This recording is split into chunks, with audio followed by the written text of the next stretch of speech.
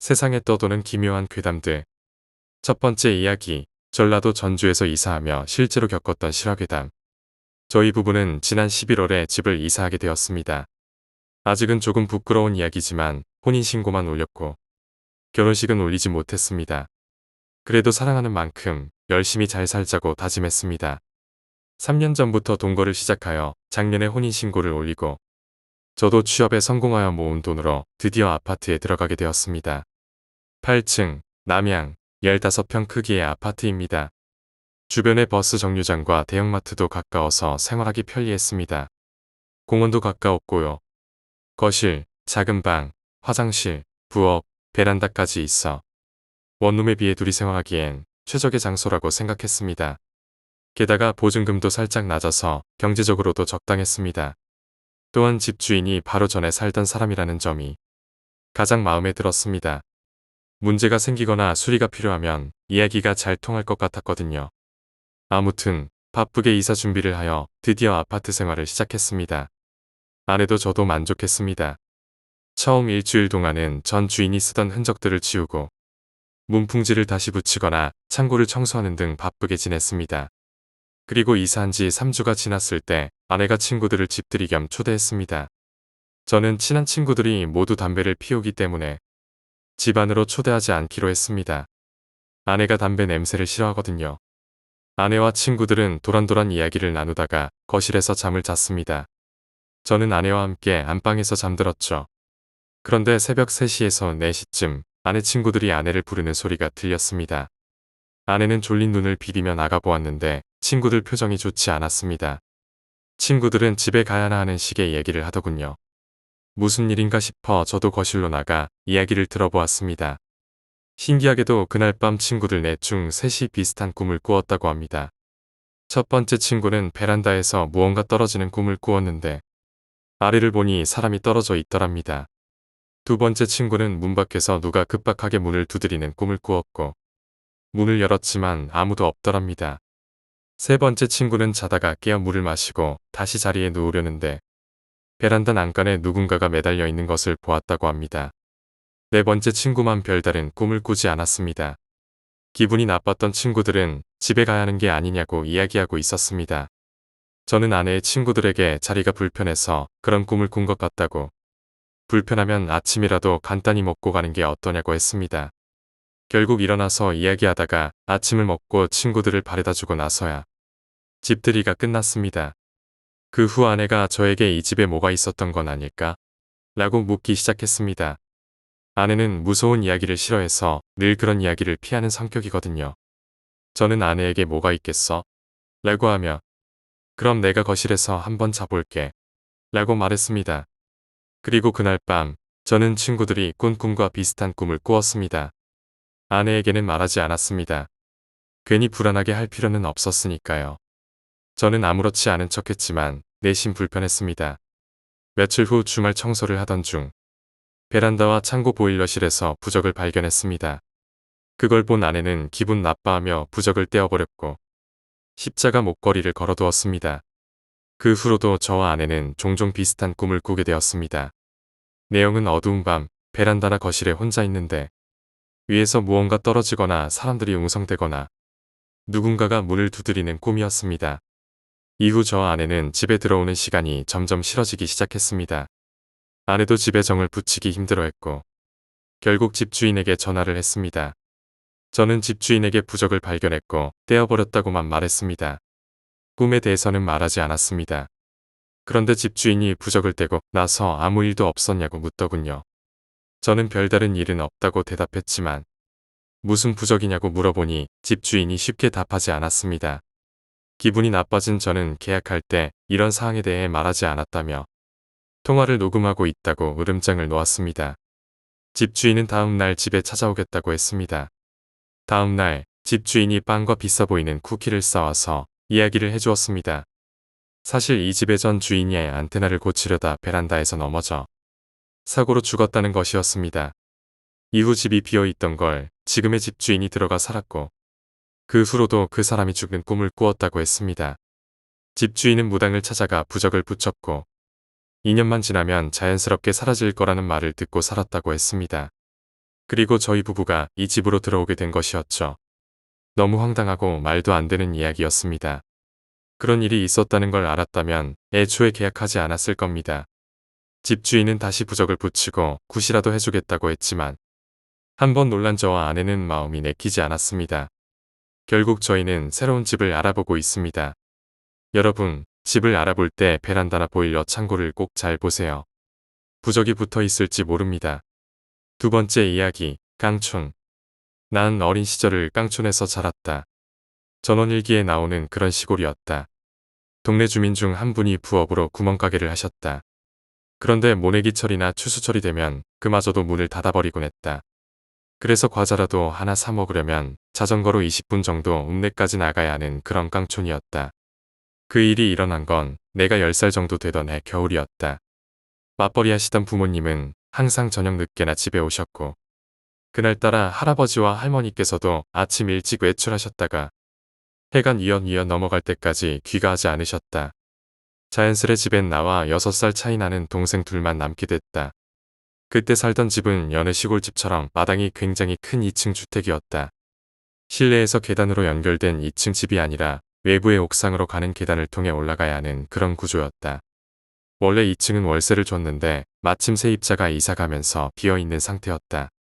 집 안에는 이유는 알 수 없지만 안에서 문을 걸어 잠그고 쓰지 않는 작은 방이 하나 있었고 할아버지께서 각종 공구들이나 농기구들을 보관하시는 지하실도 있었다.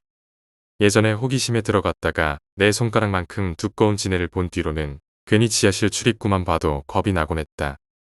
게다가 화장실도 밖에 있는 재래식 푸세식 화장실이어서 한번 가려면 마당 깊숙한 곳에 있는 그곳까지 가야 했다.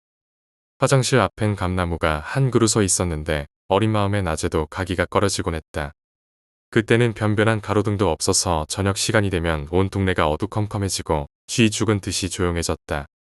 그런 와중에 이제 겨우 4살인 동생과 함께 텅 빈 집을 지키려니 무서운 생각이 들기 시작했다. 얼마 전에 아버지와 불을 끄고 함께 본 토요 미스터리 극장이 생각났고 그런 생각을 떠올리니 별의별 상상이 다 들기 시작했다.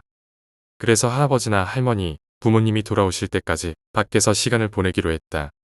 춥다고 안 나가겠다는 동생을 과자 사준다고 꼬드겨서 자전거 뒷자리에 태웠다. 그리고 20여 분을 달려 읍내로 나가 동생에게 과자를 사줬고 시간이 남길래 오락실에 들어가서 시간을 보내기로 했다. 평소 부모님께선 오락실에 절대 가지 못하게 하셨기에 오랜만에 들어간 오락실에서 시간 가는 줄 모르고 앉아 있었다. 돈이 다 떨어질 때쯤 시계를 보니 저녁 9시가 넘고 있었다. 나와 동생은 서너 시간을 정신없이 오락기에 빠져 있었다. 옆에서 여전히 오락에 몰두하고 있던 동생을 재촉해 자전거에 태우고 집으로 향해 페달을 밟기 시작했다. 10여 분쯤 달렸을까 멀리서 불이 켜진 우리 동네가 보이기 시작했다. 집에 가면 크게 혼날 거라는 생각에 나는 서둘러 페달을 밟았다. 조바심에 찻길을 따라 달리던 나는 중간에 평소 잘 다니지 않던 논길로 자전거를 몰았다. 길은 좁고 비포장이어서 덜컹거리긴 했지만 이리로 가면 몇 분은 단축할 수 있었다. 급한 마음에 정신없이 페달을 밟고 있는데 맞은편에서 자전거 한 대가 다가오고 있었다. 어두워서 가까이 올 때까지 그 사람이 누군지 알아볼 수 없었다. 멀리서 자전거가 다가온 걸 알게 된 것도 상대방이 먼저 우리를 발견하고 따르릉하고 자전거 배를 울렸기 때문이었다. 이 길은 우리 동네로 이어지는 유일한 길이어서 당연히 동네 어르신인 줄 알았다. 나는 동생과 함께 자전거에서 내려 길가 논두렁 쪽에 바짝 붙여서 지나가기 편하게 공간을 만들었다. 잠시 후 자전거가 우리 옆을 천천히 지나갔다. 자전거는 어르신들이 주로 사용하시는 큰 자전거였고 내가 타도 페달에 발이 겨우 닿을 정도로 컸다. 그런데 운전하는 건 체구가 작은 아주머니였다. 어두워서 얼굴은 잘 보이지 않았지만 일단 동네 어른인 줄 알고 우리는 고개 숙여 인사했다. 그런데 아주머니는 아무 대꾸 없이 지나갔고 이내 어둠 속에 묻혀 형체도 보이지 않게 되었다. 비포장길이었고 자전거가 컸기 때문에 덜컹거리는 소리가 어렴풋이 들리다가 금세 사라졌다. 나는 동생에게 빨리 자전거 타라고 말하려는 순간 혀에 갑자기 쓴맛이 느껴졌다. 샴푸가 입에 들어갔을 때 같은 이상한 쓴맛이었다. 이게 뭐지 싶어서 찌푸리며 동생과 함께 논두렁에 침을 뱉고 다시 자전거에 올라탔다. 그리고 서둘러 페달을 밟아 집으로 돌아왔다. 집에 도착해 마당에 들어서니 할아버지께서 옥상으로 가는 계단에 서서 담배를 피우고 계셨다. 다행히 늦게 돌아다닌 것에 대해선 별 말씀 없이 빨리 가서 씻고 밥 먹으라고 하셨다. 할아버지와 할머니께서도 집에 들어오신 지 얼마 되지 않으셨는지 아직 식사 전이셨다. 그래서 나와 동생, 할아버지, 할머니 넷이서 늦은 저녁을 먹게 되었다.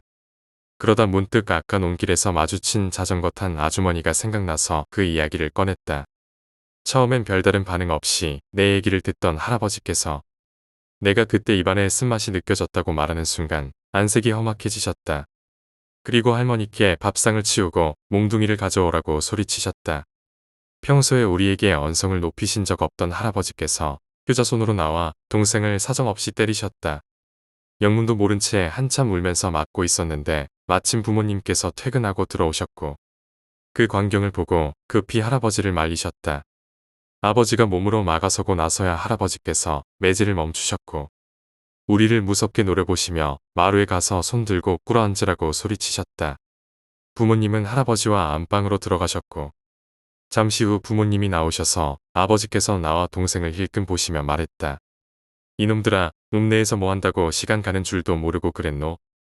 그러시며 꿀밤을 한 대씩 때리시고는 얼른 들어가서 자라고 하셨다.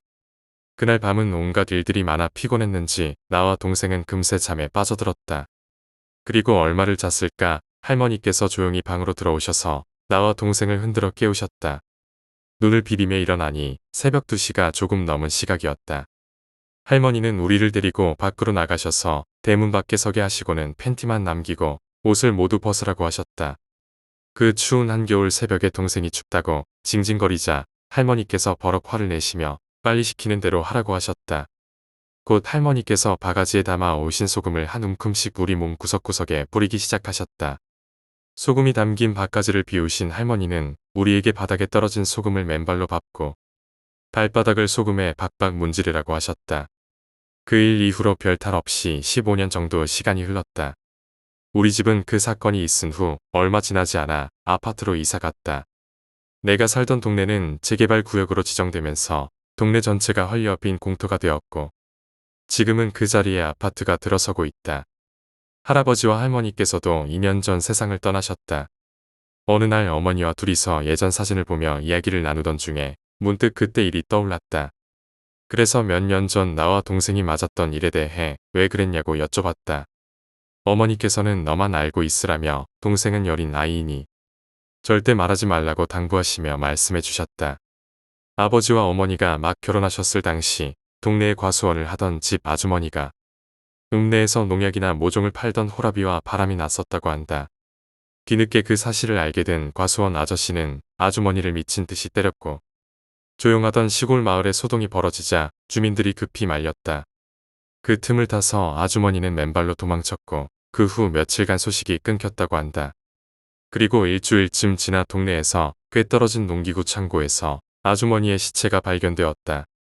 마을에서 공동으로 사용하던 창고였지만 아무도 아주머니가 그곳에 있을 거라곤 생각하지 못했다. 경찰 조사 결과 제초제를 마시고 자살한 것으로 밝혀졌으며 도망친 그날 밤에 이미 숨을 거둔 것 같다고 했다. 과수원 아저씨는 장례식에도 모습을 드러내지 않았고 사람들에게 남사스럽다며 집에만 머물다가 어느 날 조용히 마을을 떠나버렸다. 동네 어르신들도 그 사건 이후 자살한 사람의 장례식장에는 가지 않는다는 미신 때문에 거의 아주머니 가족들만 자리를 지켰다. 몇 년이 지나 과수원은 관리가 되지 않아 나무들은 모두 죽었고 과수원 집은 방치된 채 마당의 잡초가 무성하게 자라 흉가처럼 변해갔다. 그 즈음부터 동네 할아버지들 사이에서 이상한 소문이 돌기 시작했다. 장날에 읍내에서 술 한 잔 걸치고 집으로 돌아오는 길에 내가 그 아주머니를 마주쳤던 그 논길에서 과수원 아주머니와 비슷한 행색의 여자를 봤다는 이야기가 들리기 시작한 것이다. 처음엔 술에 취해 헛것을 본 거라며 노망났다는 얘기가 오갔지만 비슷한 경험을 한 어르신들이 하나둘 늘어갔다. 그 후로 해가 진 밤에는 그 논길을 혼자 다니는 것이 금기시되었다. 할아버지께서는 직접 그 광경을 보신 적은 없지만 친한 친구분이 그 일을 겪고 충격을 받아 며칠을 앓으셨다고 한다.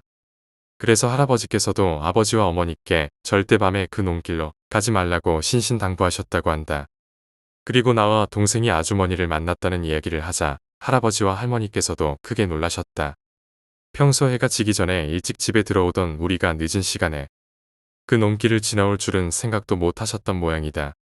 그날 밤 할머니와 할아버지께서 동네 뒷산에 있는 절에 가셔서 스님께 부탁을 드렸고 스님이 시키는 대로 소금을 우리에게 뿌렸던 거였다. 그 이야기를 듣고 어머니께 마지막으로 여쭤봤다. 그때 입에서 쓴맛이 느껴졌다고 했잖아. 그건 왜 그랬던 걸까요?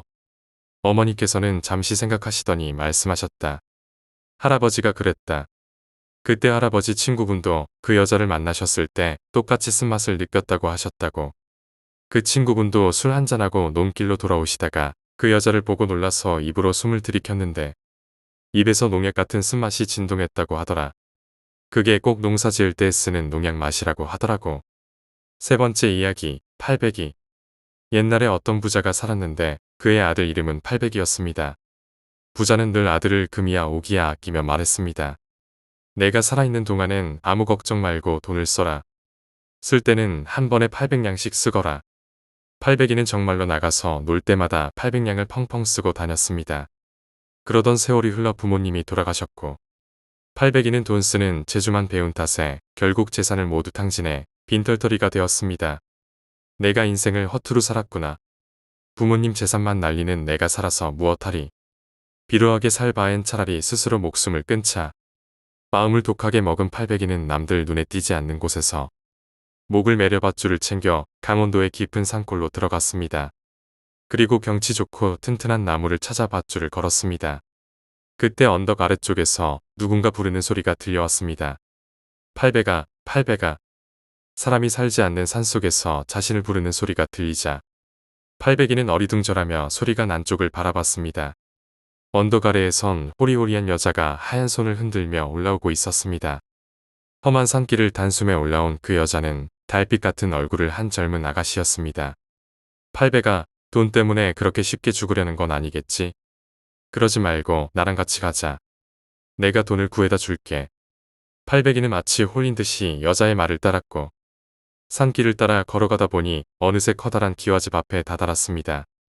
소슬대문을 열고 들어간 아가씨가 소리쳤습니다. 얘들아, 손님 오셨다. 상의 다리가 부러지도록 차려 올리거라. 굿접 반상이 차려지자 팔백이는 오랜만에 맛보는 기름진 음식 앞에서 허겁지겁 밥을 먹었습니다.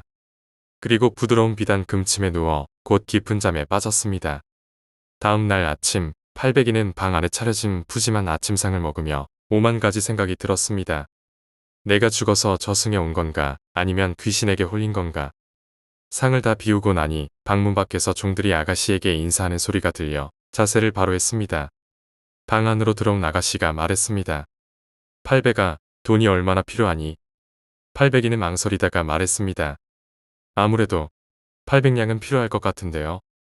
그러자 아가씨는 말없이 800냥을 내주었습니다. 갑자기 생긴 돈을 손에 든 팔백이는 혼잣말을 했습니다. 예전엔 800냥을 흥청망청 썼는데 이젠 이 돈이 무겁게 느껴지네. 이번엔 달리 써야지. 팔백이는 마을로 내려가 가난해 보이는 집들을 찾아다니며 돈을 나누어 주었습니다.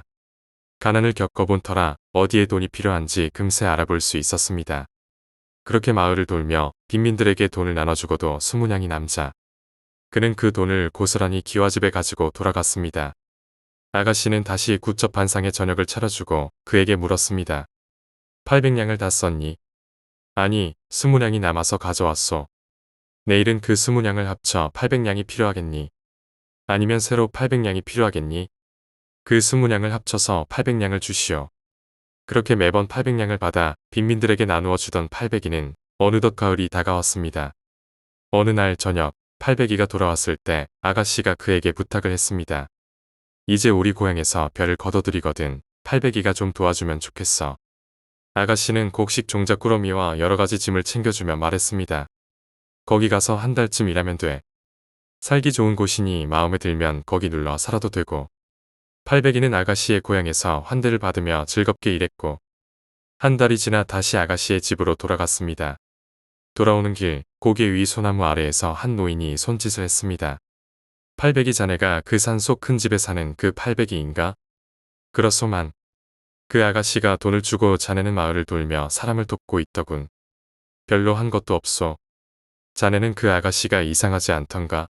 사람이 아닌 요물일 수도 있는데 팔백이는 그 말을 흘려듣다가도 노인의 말에 마음이 흔들렸습니다.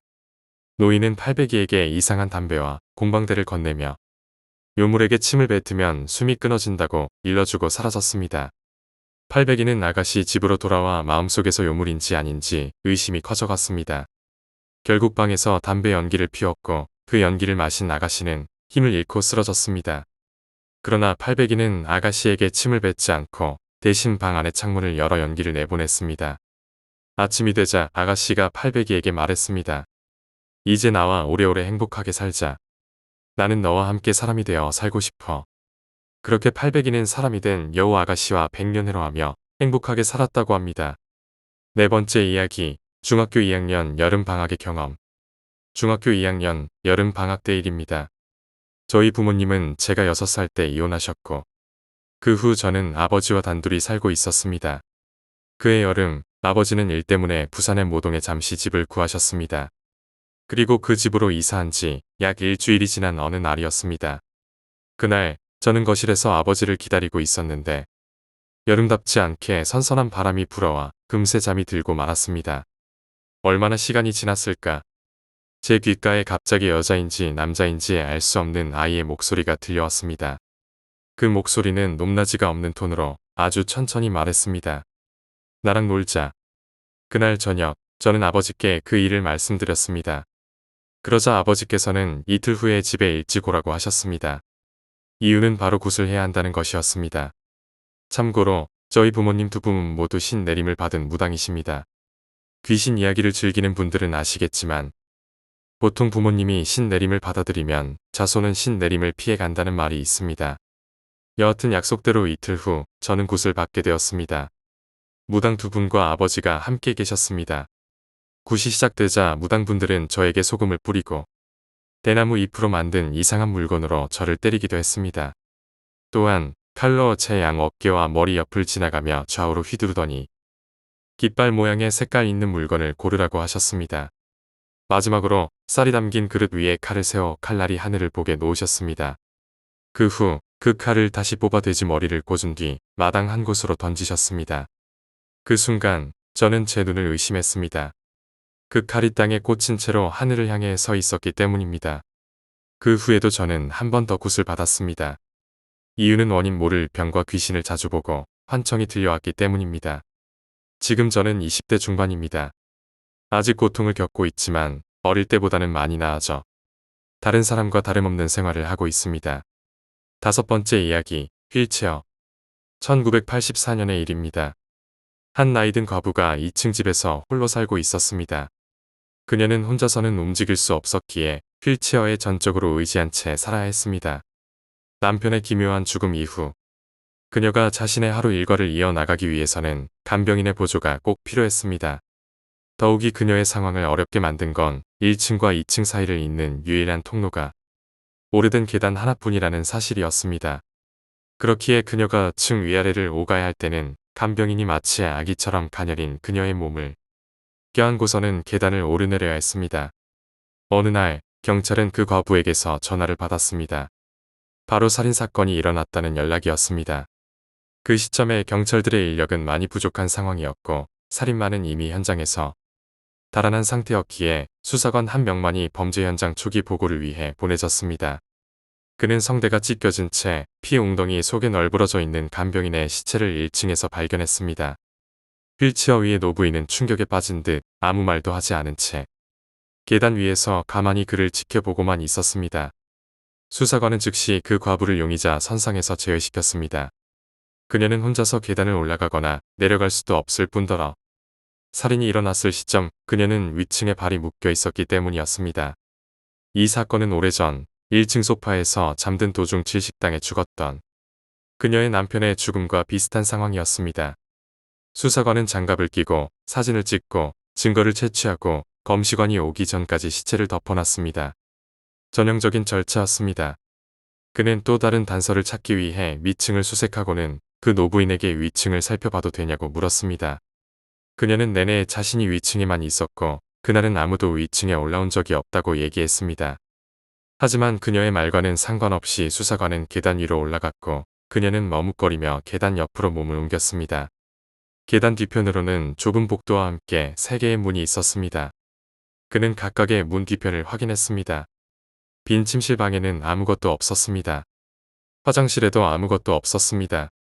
노부인이 평소 자는 마지막 침실방으로 향해 서서히 발걸음을 옮겼을 때 그는 왠지 불안한 기분이 들었습니다. 문을 열고 들어섰을 땐 모든 것이 정상처럼 보였습니다. 침대, 옷장, 그리고 침대 옆 탁상에 놓인 전등까지도. 그는 두려움에 빠진 채 자신이 그저 발견하지 못한 거라고 생각하며 방에 있는 모든 벽을 조사했습니다. 하지만 그건 그가 발견하지 못한 것이 아니었습니다. 그는 제자리에 그대로 멈춰서서 조용히 홀스터에 든 총을 향해 손을 뻗었습니다. 그건 너무나도 사소한 것이었기에 이전 그녀 남편의 죽음에 대해 조사했을 때도 간과했었던 것이었습니다. 위층에는 전화기가 없었습니다. 총을 빼들고 방을 뛰쳐나오는 순간 어떤 소리가 들렸지만 그곳에 남아있던 건 계단 위 빈 휠체어뿐이었습니다. 6번째 이야기, 독일의 악령. 독일에는 다른 나라 사람들이 보기엔 다소 이상하게 여길 수도 있는 전통들이 있습니다. 우리는 신년 전야에 묵은 해의 악령을 쫓아내기 위해 폭죽을 터뜨리기도 하고 부활절에는 겨울의 악령을 내쫓기 위해 화영대를 태우기도 합니다. 이외에도 마녀, 유령, 혹은 악마로 변장하는 수십 가지의 전통이 존재합니다. 하지만 이 전통들 중 가장 이상한 연례의식의 배경을 아는 사람은 많지 않습니다. 그 전설은 다음과 같습니다. 때는 1700년경 한 강도가 부잣집에 침입했습니다. 하지만 그의 시도는 경비원에 의해 저지되었습니다. 강도는 도망치던 중 심각한 부상을 입었고 생사의 기로에 놓였습니다. 그때 악마가 나타나지 않았더라면 그의 이름은 오랫동안 잊혔을 겁니다. 악마는 그에게 내기를 제안했습니다. 해가 뜨기 전까지 주변 마을의 10집에 침입한다면 지상에서 또 한 해를 지낼 시간을 주겠다는 것이었습니다. 하지만 그 중 한 사람이라도 그를 눈치채고 경보를 울리면 악마는 그의 영혼을 지옥불에 던지겠다고 말했습니다. 목숨을 잃는 것이 두려웠던 강도는 그 내기를 받아들였습니다. 그의 상처는 치유되었고 그는 서둘러 움직였습니다. 사람이 없는 9채의 집을 찾는 데 성공했습니다. 하지만 지평선 너머로 빛 한 줄기가 들이오는 것을 보고 당황해 가던 길 바로 옆에 집으로 들어갔습니다. 그가 그 집을 나오던 중 그 집에 살고 있는 가족의 딸이 그 앞에 나타났습니다. 강도는 주저하지 않고 그녀의 목을 베어냈고 그녀의 피는 그의 외투를 붉게 물들였습니다. 강도는 악마에게 돌아가 보상을 요구했습니다. 하지만 악마는 정당한 게임을 하지 않는다는 사실을 알았어야 했습니다. 악마는 그가 저지른 짓을 상기시키기 위해 그 피해자의 피가 그의 옷에 붉게 남도록 했습니다. 그리고 단 한 해만 머무를 시간을 주었기에 강도는 매년 지옥에서부터 자신의 영혼을 지키기 위해 악마와 내기를 해야 하는 운명을 짊어지게 되었습니다. 그때부터 강도는 지구를 떠돌기 시작했습니다. 그의 이야기가 퍼지면서 사람들은 자신의 부츠를 문 앞에 걸어 놓기 시작했습니다. 만일 강도가 집에 사람이 있는 것을 알게 된다면 집 안에 들어오지 않을 것이라는 기대에서 말이죠. 자신의 영혼을 위해 악마와 거래한 그 남자가 들어오지 못하도록 문 앞에 놓는 한 쌍의 부츠 말입니다. 혹시 이 남자에 대해 들어본 적이 있으신가요? 시간이 지나면서 이야기는 변하기 마련입니다. 몇 세기에 걸쳐 여러 형태로 변해왔습니다. 어떤 버전에서는 그가 강도가 아닌 성인으로 나타나기도 하고 또 다른 이야기에서는 악마와 싸워 승리한 전사로 묘사되기도 합니다. 이야기가 변하면서 그의 이름도 바뀌었습니다. 하지만 속지 마세요. 그가 다른 이름을 지니고 있다 해도 여전히 사람들의 눈에 띄지 않기 위해 무고한 사람들을 기꺼이 해치려 들 테니까요. 유럽의 이민자들은 이 이야기를 대서양 너머로 퍼뜨렸습니다. 독일에서는 그가 성 니콜라스라고 알려져 있었습니다. 그리고 북미에서는 새로운 이름이 생겼습니다. 산타클로스라는 이름이 말이죠. 7번째 이야기, 야산에서의 미스터리. 일요일 저녁, 오랜만에 가족들과 외식을 하며 맥주를 조금 마셨습니다. 집에 돌아오니 밤 10시쯤 되었고 피곤한 몸을 침대에 누이자마자 잠이 들었습니다. 조금 차가운 느낌에 잠이 깼습니다. 시간을 보니 새벽 6시가 조금 안 된 시간이었죠. 창문을 열어놓고 잠이 들어 방 안이 냉기로 가득 찼고 무척 추웠습니다.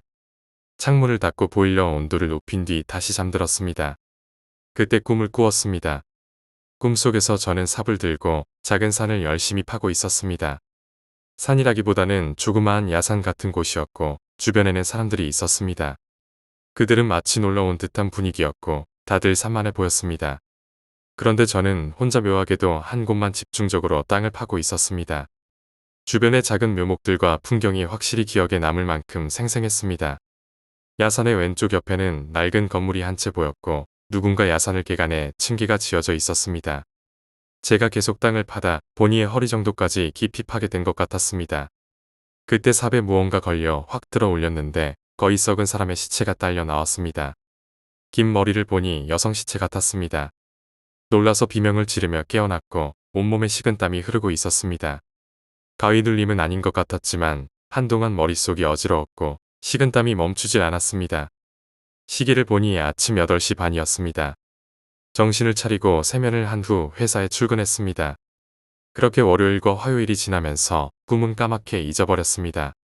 수요일 오전 회의 때 거래처 사장님 부탁으로 새로 매입한 건축 부지를 둘러보기로 했습니다.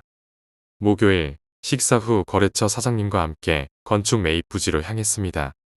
좁은 도로 끝에서 차를 멈추고 더 이상 갈 수 없어 도보로 약 5분 정도 비탈길을 따라 야산을 올랐습니다. 사무실 사람들과 이런저런 이야기를 나누다가 푸른 하늘을 한번 쳐다본 후 왼쪽으로 고개를 돌렸는데 그 자리에서 얼어붙고 말았습니다. 꿈속에서 보았던 그 낡은 건물이 눈앞에 있었습니다.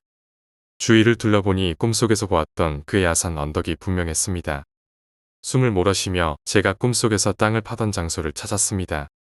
야산 중간쯤에서 모든 것이 정지된 듯한 기분이 들었습니다. 제가 땅을 파던 그곳에 삽이 하나 꽂혀 있었습니다. 그리고 그 삽은 꿈속에서 제가 잡고 있던 삽과 똑같았습니다. 손잡이에 튀어나온 목까지도 꿈에서 본 삽과 똑같았습니다. 저는 그 자리에서 빨리 벗어나고 싶어서 간단히 이야기만 듣고 도망치듯 나왔습니다. 정말 악몽 같은 목요일이었습니다. 더는 생각하고 싶지 않습니다. 8번째 이야기, 강도. 제가 하는 일은 IT 관련이라 출퇴근 시간이 유동적입니다. 그래도 평상시에는 아침에 출근해서 저녁에 퇴근하려고 노력하는 편입니다. 올해 초까지만 해도 토요일에 출근을 했지만 그 전날 밤새우다시피 일을 하고 아침에 퇴근한 적이 있었습니다. 집에 들어와 씻고 밥을 먹고 나니 바로 자고 싶은 마음이 있었지만 이상하게 잠이 오지 않아 인터넷에 접속해 웹서핑을 조금 했습니다. 오전 10시쯤 어머니께서 시장에 다녀오신다며 나가셨습니다. 한 30분 정도 있었을까. 잠은 오지 않았지만 저녁에 해야 할 일이 있어서 억지로라도 자려고 침대에 누웠습니다. 얼마나 있었을까 벨소리가 들렸습니다. 막선잠에 들려는 상태라 벨소리가 들리는 건 알겠는데 일어나기가 귀찮아 그냥 누워 있었습니다. 저희 집은 주택이라 낮에 종종 이런저런 사람들이 벨을 누르고 찾아옵니다. 거의 대부분은 종교 관련 사람들이라 대수롭지 않게 넘기곤 하죠. 게다가 어머니께서 열쇠를 들고 가신 걸 알기에 굳이 일어나지 않고 누워 있었습니다. 얼마 지나지 않아 누군가 현관문을 두드리더군요. 반쯤 잠에 취한 상태라 누가 왔고 아마도 2층에서 대문을 열어줬나 보구나 싶어 그냥 대답도 하지 않고 계속 누워 있었습니다. 그 후 한두 번 현관을 두드리더니 곧 잠잠해졌습니다. 그리고 또 얼마쯤 지났을까. 깜빡 잠이 든 듯한데 현관문이 덜그덕거리는 소리가 들리더니 덜컥하며 문이 열리는 소리가 들렸습니다. 비몽사몽한 상태에서 어머니가 돌아오신 건가 싶어 그냥 잘까 하다가 얼굴이라도 내비치자는 생각에 겨우 일어나 방문을 열고 현관문 쪽을 바라보았습니다. 그 순간 모자와 마스크를 쓴 채 한 손에는 칼을 든 20대 후반쯤 되어 보이는 사람과 눈이 마주쳤습니다. 순간 잠이 확 깼습니다. 그 강도도 놀란 듯 제게 칼을 내밀며 서로를 바라보는 상황이었습니다. 저도 겁이 없는 편이지만 순간적으로 칼을 든 강도와 무방비 상태로 마주하니 겁이 났습니다. 서로 약 3초간 바라본 후 강도는 갑자기 몸을 돌려 현관문을 열고 도망갔습니다. 엉겁결에 강도를 따라 대문 밖 골목까지 달려갔는데 짧은 순간에 어디로 사라졌는지 보이지 않았습니다. 다시 집에 들어와 놀란 가슴을 진정시키고 어머니께 전화를 걸어 조심해서 오시라고 했습니다. 그리고 집안의 창문이나 문들을 다시 한번 점검했습니다. 그때 이후로 여름에도 어머니께서는 낮에 문을 꼭 잠그고 계셔서 무더운 여름을 힘겹게 보내고 있습니다. 지금도 가끔 그때 생각이 나면 겁이 납니다. 만약 그때 제가 잠들어 일어나지 않았다면, 혹시 강도가 독한 마음으로 저를 찔렀다면, 어머니께서 혼자 계실 때 이런 일이 일어났다면, 생각만 해도 끔찍합니다.